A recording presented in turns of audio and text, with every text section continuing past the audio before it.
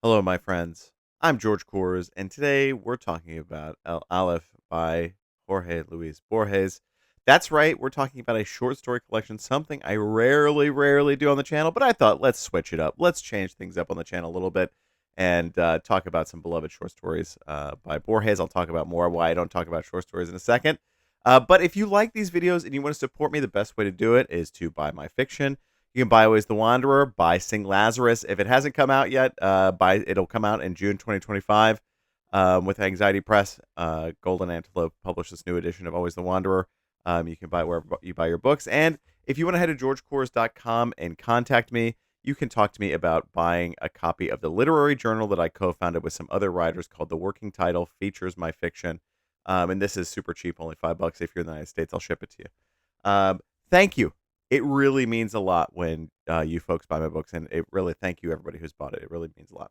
So, Borges. I don't talk a lot about short fiction on the channel, and there's a couple of reasons for it. I think one big reason there's a big gap in my reading here with regard to short fiction, and it's just because I don't super care for it. It's just not for me. I love to live in a novel. I love to spend a lot of time with a novel, and that's not to disparage the quality of the writing and a lot of short story writers possess. I do think the literary ness of U.S. American culture has shifted significantly towards short story writers, um, and away from novels. It's a little speculation on my behalf, but I think a lot of folks like the shorter, more digestible bits that a short story can possess. And flash fiction, for example, is very popular. But for me, it never really has rung out as something that I'm really super excited about reading. There are a lot of short story collections out there that I like. There are a lot that I don't like. But I thought I would change it up on the channel a little bit and talk about a short story collection because I have not talked about a short story collection at all on the channel. So this is the inaugural short story collection being featured here by Borges El Aleph. This is my Clarín edition that I got in Buenos Aires. Um, it has this. It's really. I didn't write in it because it's really flimsy, but it's got this beautiful illustration of Borges. That's the same on the cover with all these sort of intersecting patterns. Super lovely. And it really is a nice little edition. I love little editions of books like this that let me carry them around and let me sort of have this on the go. And I have read Borges in the original. This is in the original Spanish. I've also read him in English. The translations are pretty good that you find pretty widely. So if you're out there and reading it in the English, don't worry. There's a lot to get out of this, and the language is pretty good in the translation. And I wanted to jump in here real quick to talk a little bit about Borges and his political opinions. Um, Borges is kind of complicated. Borges was known in his time to sort of have some vacillating opinions about democracy and also about the military dictatorship in Argentina as well as in Chile. This is all complicated stuff. It maybe cost him the Nobel Prize. That's something that Borges' biographer thinks. And also, I know Borges has some very dismissive and racist opinions about the indigenous peoples of Argentina. This is something that's not super pronounced in his writing, and it's also, he wrote a lot politically, and also eventually, sort of had some evolving opinions about that military dictatorship, and when realizing, the crimes that the military dictatorship was committing, definitely voiced some concerns there. That's something that a lot of I find U.S. Americans don't talk about with regard to Borges, is a sort of maybe a general lack of understanding of what's going on there, and just a lack of being familiarized with that. But that's definitely something to consider here too with Borges. Is Borges is thinking a lot about the politics of the 20th century all the time, and always isn't always having the best opinions there. Now, on the other side of that, there's Borges was a very anti-Nazi and was so disappointed because he loved the German literary tradition that he was really vocal about his feelings about Nazism and anti-Nazism, and with similar nationalist movements in Argentina there. So that's something to think a lot about. with Borges too here, because this intertextuality that Borges has also can be read very politically, and with anybody that's fraught, and with Borges that's fraught too, and that's something that we should remember. There is the sort of the deep history there for sure. With Aleph, with the Aleph, this particular collection is one of Borges' more famous collections. And I would say straight off the bat, if you're coming to this video and you're a little curious about Borges and you want to get into maybe some of his writing, I think the Aleph might be a really great place to start. And one of the reasons for that is because it really does feature a lot of the more stereotypical things when we think about Borges, when we think about Borgesian writing. It has a lot of that sort of intertextuality that folks are looking for, a lot of historical reference in pretty much every one of the stories here. There's a lot of, well thought out, frankly, pretty well researched historical reference going on, ample citations of various texts, both real and created. Um, we have sort of some of the more famous themes like infinity and the labyrinth that come up here, that are well worth your time, and really fun and exciting. I think Borges, you know, probably was cited as saying that El Aleph is to be considered fantasy writing, and I think that that's reasonable. It is fantastical in its nature, but it has this sort of this grounding, this feeling that is much more significantly academic, and I think that's one of the qualities of Borges' writing that is unique to him. Um, is that tone that Borges has is very, very much him. His voice is very distinct. It's very clear. And not every writer necessarily has that. Not every writer is super distinct in the tone that they use, but I think Borges retains it pretty well in translation as well from the original. I definitely would say this, to sort of expand on, my feelings about short story collections and stuff like that. If there's any writer out there I wish that there was a novel by, it is probably Borges. I think Borges would have written a really incredible novel. But as I do often on the channel, I take my hat off to Borges and his writing. His sentences are fantastic, and just really, really sharp. He's really, really, really, really smart. One of the things that I love most about Borges, and one of the things that I love about El Aleph, is that Borges is not afraid of using other languages, of delving into other languages, citing other languages. Um, and I think that that is really, really cool. And I think that's important. That's something that's very important to me as an intellectual and as a writer, is using other languages, interacting with other languages, trying to learn other languages, seeing other languages, understanding those literatures and those traditions that are present there. And I see, learning another language. I see engaging in the works of another language, whether that be through translation or the original. I see that as an act of like intercultural exchange that's predicated on love. I think that sounds idealistic. But if you really take the time to learn a different language, or if you really take the time to go out and experience the culture of another language that is expressed through its literature, that is a really loving act. A lot of the time, this is not, I know that there's a lot of, especially with U.S. Americans, there's a lot of hemming and hawing about using other languages, and there's a lot of stereotypes about U.S. Americans not reading in other languages or not reading translation.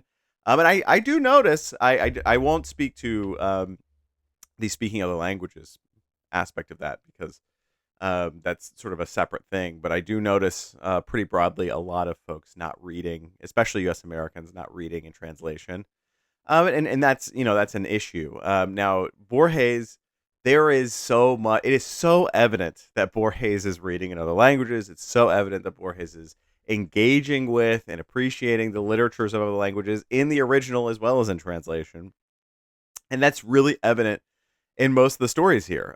You're really going to get that feeling, and I really appreciate that, because I would like to cultivate a culture that is a little bit more focused on that. I would like to in my lifetime see a little bit more of a pivot towards a multilingual culture in the United States that is a little bit more embracing the good of that multilingual side, as opposed to the more xenophobic and really segregation aside that we see a lot of folks in the United States taking on about learning other languages. So that's definitely, tangent aside, I really appreciate how Borges is approaching language here, because not only is Borges crafting these beautiful sentences, which he is, but also is embracing beautiful sentences in other languages and is just really doing a really fantastic job of that. Something which I think takes quite a bit of skill and a lot of patience and just a general love of art. One of the things I think, if you're new to Borges and you read a short story collection like El Aleph, I think you're going to recognize that this is written by a person who loves the literary arts, who really appreciates it, who understands just the breadth and richness that is available in our world, which I think is important to be reminded of, especially in the sort of frantic times that we live in right now, especially in the United States, with this pivot towards a much different kind of hard right government for us and what we're experiencing. We also see this happening in other countries in Europe, also South America and elsewhere. Um, it's good to be reminded of this richness of human culture that we have. It's good to be reminded of this richness and this depth that we possess as people, across the globe, across societies. And Borges did a really fantastic job of that, of really showing how we can interconnect these different traditions and different ideas in really fun and exciting ways. And going back to this idea of Borges calling El Aleph, fantasy, we have maybe a genre fiction informed understanding of what fantasy writing is, about what fantastical writing is, that might be really commercially informed in the United States right now. That might be one of those things that we see, really popular book talk books, or really popular on Bookstagram and these other places that we sort of interact, that are sort of flash in the pan pop literature. And you might feel like, if you're a literary person, you're coming to this video, you love Borges and you've read a ton of his work, you might feel like that's kind of insulting to Borges, but I don't think it is, because the word fantastical is very apt with El Aleph and the stories that are in here. And I think that in and of itself is something that's really just important to remember, is that not only is this academic and exciting, and this bigger sort of philosophical question of the interconnectedness of our global literatures, but also it's fun, and it's actually very fun, and I appreciate that. And one of the reasons why I appreciate that as a writer, for those of you who have read Always the Wanderer, and for those of you who will read Sing Lazarus when it comes out, I definitely I love that seriousness of literature. I love the serious reflection that literature can have, and that's sort of my corner of literary expression, is in a different kind of seriousness. And Borges and some other folks are able to infuse that really almost not jokey, but just almost a little tongue in cheek, that I really admire, and I think is really, really cool. And I think, we separate authors into all sorts of little different, boxes. And Borges you can have some fun with Borges, and it's really nice. It's really, really interesting. And I think, getting into El Aleph, getting into this short story collection, there's a lot of really famous stories in here, that folks will recognize, sort of right off the bat, as being some very very typical Borges works, and certainly some of his more famous works. The three that I want to highlight today, as sort of standouts, one of which I'll read a little bit from, in a little bit here. The three that I'm talking about, but more broadly, all of these stories, they do focus on some of these sort of deeply Borgesian, if you'll permit me, themes. Two of those themes that I would say right off the bat, I guess let me say three themes right off the bat that I think are really important and really fun and cool here, that I like thinking about. Maybe you do too. One is the theme of infinity. This sort of, and we're thinking about a mathematical concept here. And one of the things that I think about with infinity quite a bit, and informs my writing quite a bit, is a differentiation between countable infinity, that is numbers, So 1, 2, 3, 4, I can keep counting until I die, and then uncountable infinity. So something that I'm not even able to assign a number to, but is so vast and infinite. And this concept of infinity comes up in quite a few of these stories, and is cool, is fun. Um, the next is immortality. This kind of maybe we might see this as almost thematically interrelated with infinity, being able to live an infinite amount of time. But in one of the stories in this case, living for centuries, living for a very, very long time. That is another theme that is sort of present here. And then the third theme, how could we forget and deny, is the theme of the labyrinth. Um, and this theme of the labyrinth comes up here both directly and indirectly, because I think a lot of the stories here are referencing so many different texts, both real texts and texts that Borges invents for the purpose and function of the fictional story. That we are literally experiencing the labyrinth of. I'm sorry, we're figuratively experiencing the labyrinth of literature. Um, and I think that is really clever of Borges and really good. And that's why one of the reasons why I always think of wanting to read a novel by Borges, which is obviously not possible. So these themes come up, and if you're looking for something like that, if you're like I want to explore some fiction that talks about infinity or the labyrinth or these like really heady concepts, I think Aleph is a great place to look for that. Um, that said, I do think the stories are relatively approachable. I don't think that the stories are like so heady and dense and difficult that they're unapproachable. And I think drawing cross comparisons with some other folks, maybe some of my recommendations later, um, we see this sort of academic nature that fiction have and over the centuries has had in a lot of different capacities. But I still think that Borges is a very approachable writer. I think that he and his sentences, while they are very sharp and very enlightened, maybe I would say, they are still really really accessible. And when I say accessible, I hate to sort of go there because I think a lot of people see dense prose as inaccessible, and I disagree with that.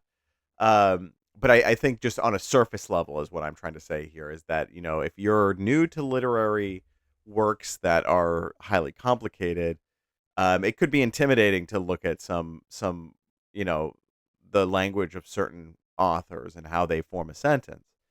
I think Borges is on the easier side and invites you to sort of be able to have an easier time of it. And also to get out all of this rich sort of intertextual stuff. There's so many different references here. And one that came up a couple times in these stories is to Martin Fierro, the famous sort of Argentine gaucho story. Um, so there's all these sort of intercultural interchanges happening inside of El Aleph and Borges' writing, uh, writ large. And um, I think you'll get a lot out of it. If you're looking for that sort of almost self-referential literature that became very popular in the 20th century, and has experienced popularity throughout the centuries and different global literatures. Borges is definitely a place to look.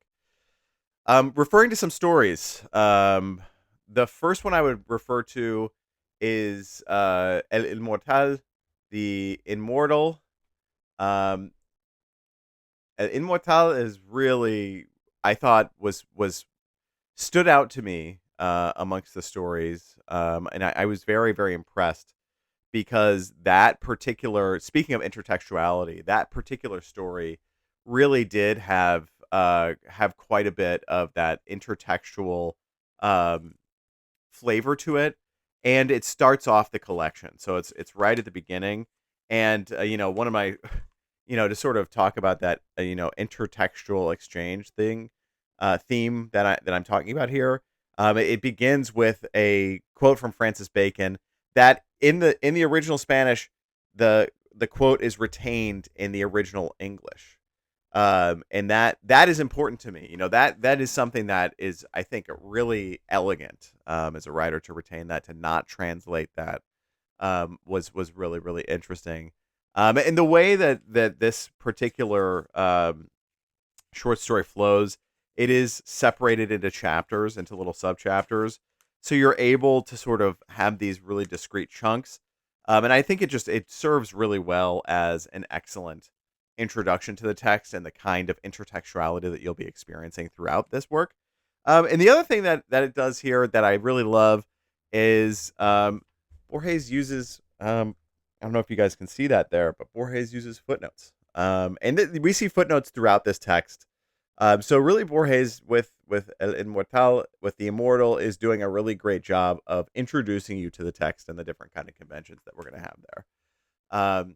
Which is to say, to me, that is something that I learned from the modernists, which is, if you're going to have a complicated text, you can teach your reader how to read the text. And that's certainly something that I feel like you're experiencing with the Immortal right off the bat, is that you're going in to this with a greater understanding of how the rest of the text is going to look, based off of how that first story goes. The second story I would recommend is called The Writing of God, La Escritura del Dios. I loved this story, and it is so fantastical. It definitely scratches that magical realism itch that I think a lot of people have. And there's this, like, frequently in a lot of these stories in Aleph, there's this, like, feeling of divinity, and like, this suggestion of the divine. And I wouldn't necessarily say it's a religious text at all, but it references religious texts. And this particular story was just so cool and had some really great sentences. I'll read some of these sentences here, and please pardon my horrible Spanish pronunciation. Vi los orígenes que narra el libro del común, vi las montañas que surgieron del agua, vi los primeros hombres de palo, vi las tinajas que se volvieron contra los hombres, vi los perros que les destazaron las caras, vi el dios sin cara que hay detrás de los dioses. Oh, I saw the faceless gods. Just really, like, cool stuff. This is really, like, excellent, just beautiful sentences to begin with. But the way that Borges is writing here is just really fantastic. I was blown away in that section. And that theme, that divinity, that sort of finds itself throughout all of that text. It's almost this sort of universal feeling. In a lot of El Aleph, I just thought it was really beautiful there. I thought it was really excellent. The last story that I would recommend out of this collection is The House of Asterion, and that's La Casa de Asterion. And that story is so Borges. It is so on the nose that it's probably one of the short stories that folks think of the most when they're thinking of Borges. And the reason is because it is focused on this narrator, who is part of the labyrinth, part of a labyrinth, and the style is puzzling. The style is very puzzling, but it is truly beautiful. It is one of those stories that I think, as I sometimes pick up a collection, a short story collection, or even a novel, and I just look at it off the shelf. And the House of Asterion is definitely one of them. This particular short story, I think, is one of them that made Borges famous, and I think it really is really, really confounding, but in the right way, and very, very beautiful. Um, at the end of the day, I think, El Aleph and Borges' work, they're really they're really just so sharp and so very well edited. And there is definitely a utility to Borges only having written short stories. There's definitely utility to that. One is that the stories here tend to be pretty sharp, and for as concise as they are, some of them are very very short, very very concise. You see the edition itself here is quite short.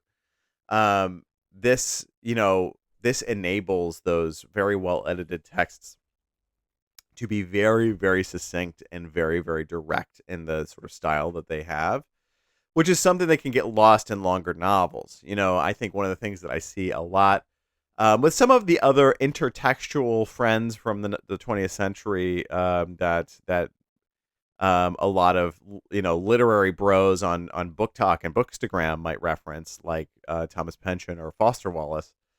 These folks, I think you lose a little bit of that sense of just how sharp the research can be for the size of a novel. Gravity's Rainbow is bulky. Infinite Jest is needlessly bulky. And that doesn't leave the impression with the reader in the same way of that really concise and really focused sort of expression about a complicated theme like infinity or immortality as you get from a short story. Um, that said, I do love. Um, Sorry about that. I gotta check the mic sometimes. I do love living in a novel. And that is actually my preferred place is in the novel. I like chewing on something for a long time, which is not to say that there's not a lot to chew on here. There absolutely is. But you're done with it quickly. And I think that that's maybe why of all the short story collections I could have sort of dove into here for the inaugural short story collection of the channel. I think that's why I chose one from Borges. Because it really the shortness allows you to approach this really intense topic and then be done with that story and have your time to think on it. And I think for a lot of folks, that sort of thinking and the kind of thinking that comes along with that is much more approachable than with a novel where you have that thinking and you still have to keep going. You have to continue doing that thinking throughout it. And I do notice on socials folks who read these really dense texts that are 1,000 pages long in like a week or two. And they say, oh well, I committed to 100 pages a day. I committed to 75 pages a day, and I just did it. And they're not chewing on it. They're not working on that.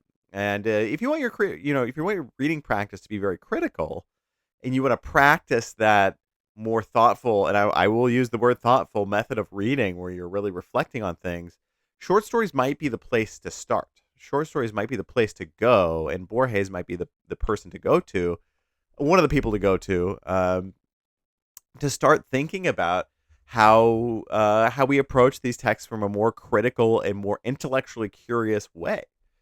And you can say, hey, I'm going to read War and Peace. I'm going to commit to 75 pages a day, and just get it over with.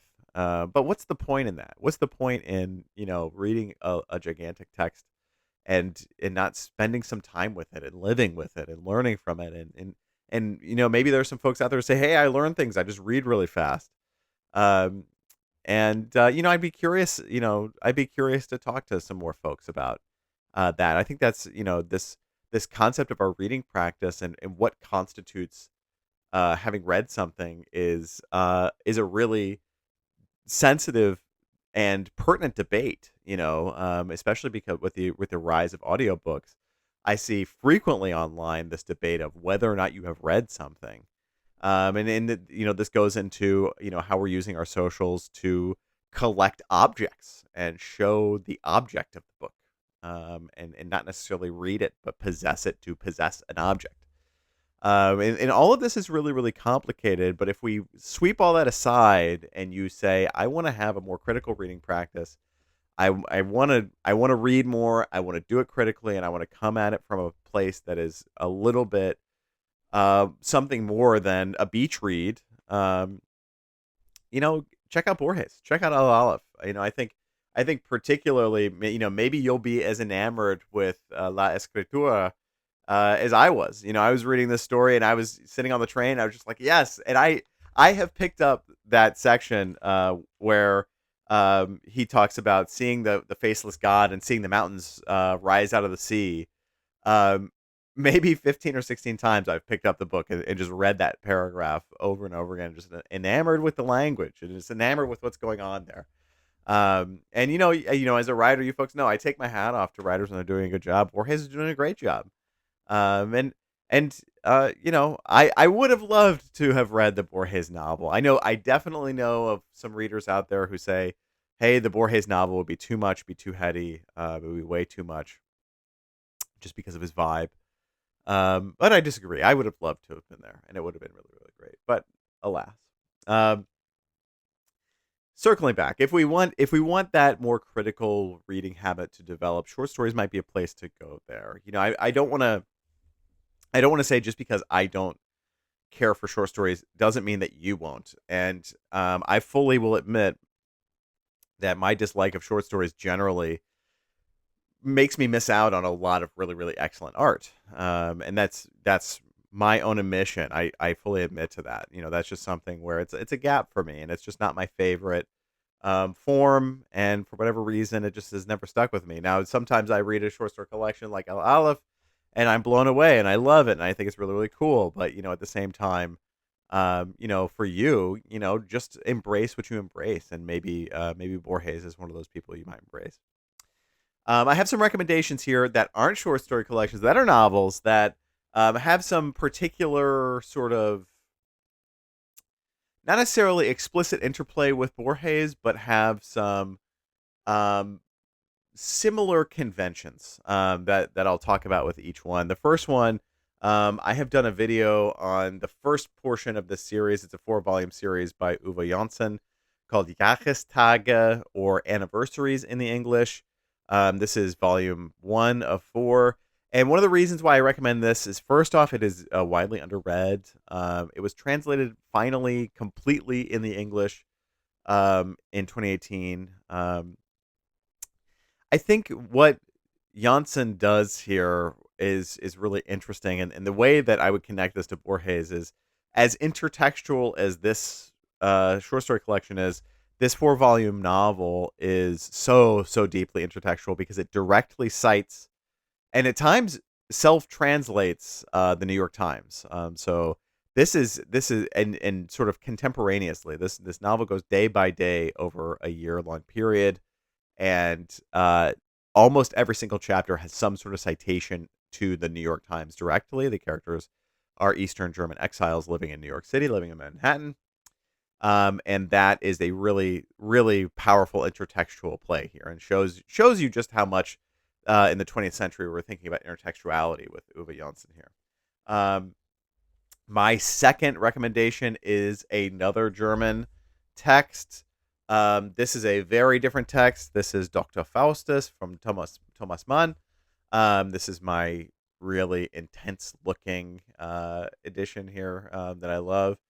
And this approaches intertextuality from such a different standpoint. This is Thomas Mann's very famous post-World War II sort of German cultural reckoning with the rise of Nazi madness and fascist madness in Germany.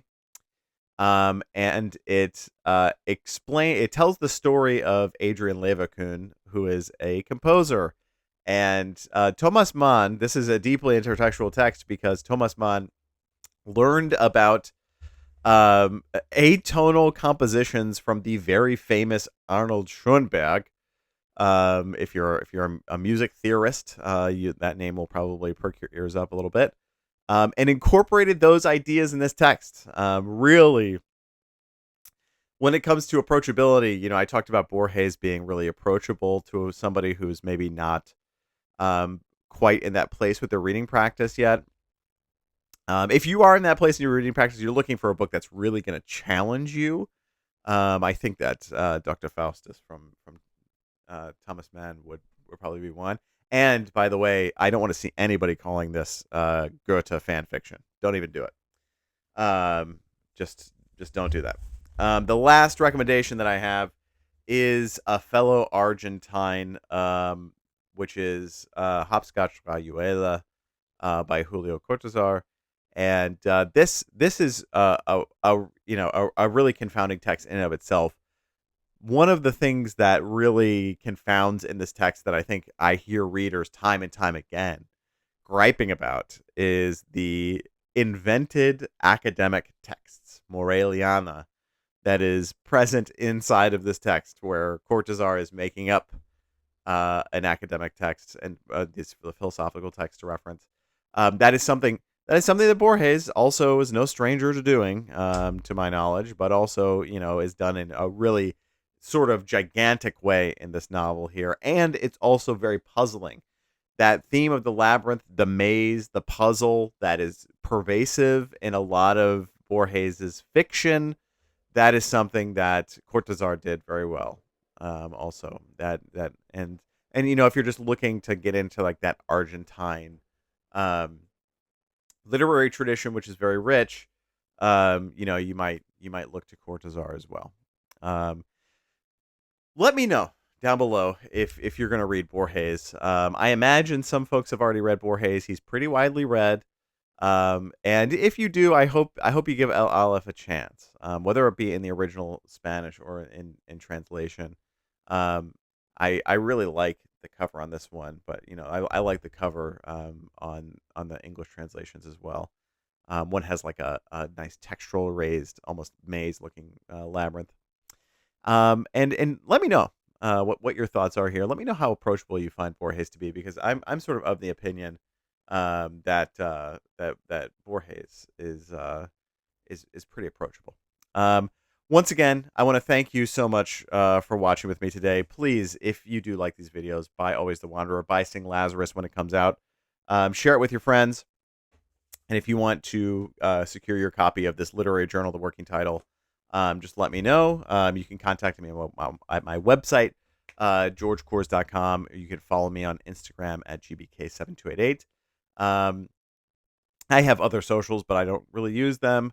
And I hope that your reading practice is going well. I hope things are going well. I hope that you're safe and that you are consuming the literature that you want to be consuming.